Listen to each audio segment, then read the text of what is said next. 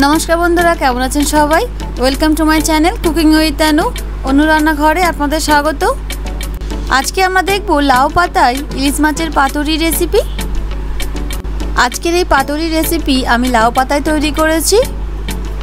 आमार मतो करे इलिश माछेर एई पातुरी रेसिपिटी आपनारा बाड़ीते एकबार ट्राई करते पारेन। चलुन आर देरी ना करे देखे नेওয়া যাক सम्पूर्ण रेसिपिटी।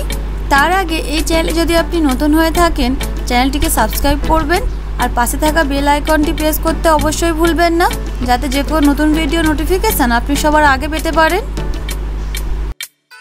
এই ইলিশ মাছের পাতুরি বানানোর জন্য আমি এখানে 8 পিস ইলিশ মাছ নিয়েছি,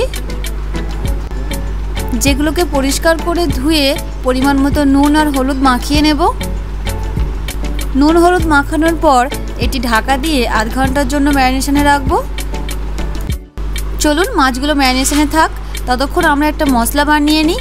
যার জন্য একটি মিক্সিং জারে নেব 2 চামচ কালো সরষে, 2 চামচ সাদা সরষে, 1 চামচ পোস্ত আর 4টে কাঁচা লঙ্কা একত্রে 10 মিনিটের জন্য ভিজিয়ে রাখবো।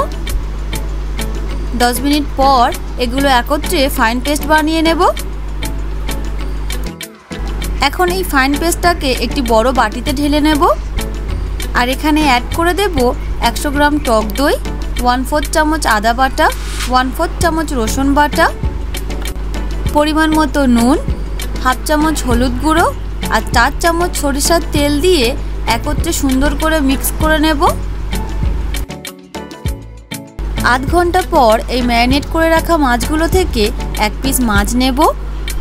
মাছটাকে মশলার সাথে সুন্দর করে মাখিয়ে নেব।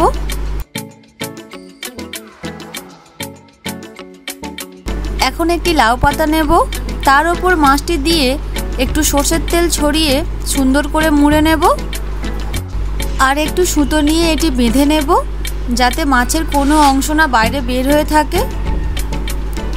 এইভাবেই সকল মাছগুলিকে একটা একটা করে পাতুরির আকারে বেঁধে নেব। এখন একটি ফ্রাইং প্যান নেব, তাতে একটু সরিষার তেল ব্রাশ করে নেব। প্যান গরম হয়ে গেলে এখানে মাছের পাতুরিগুলো এক এক করে দিয়ে দেব। তারপর একদম লো হিটে এটি ঘন ঘন উল্টে পাল্টে প্রায় 15 মিনিট ধরে এটি ফ্রাই করে নেব। একটু মাথায় রাখবেন এটি খুব ঘন ঘন উল্টাতে হবে, যাতে এটি পুড়ে না যায়।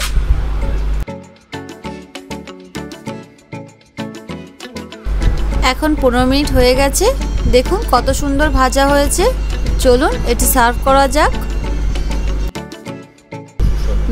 দেখুন পাতুরিগুলো কত সুন্দর দেখতে হয়েছে। এটি দেখতে হয়েছিল যত সুন্দর, খেতেও হয়েছিল ততই সুস্বাদু।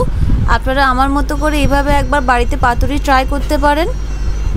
এই ভিডিওটি আপনাদের কেমন লাগলো কমেন্টে অবশ্যই জানাবেন। ভিডিওটি যদি ভালো লেগে থাকে ভিডিওটিকে লাইক আর চ্যানেলটিকে সাবস্ক্রাইব করতে একদম ভুলবেন না। দেখা হচ্ছে আপনাদের সাথে পরের ভিডিওয় নতুন কোনো রেসিপি নিয়ে। ধন্যবাদ।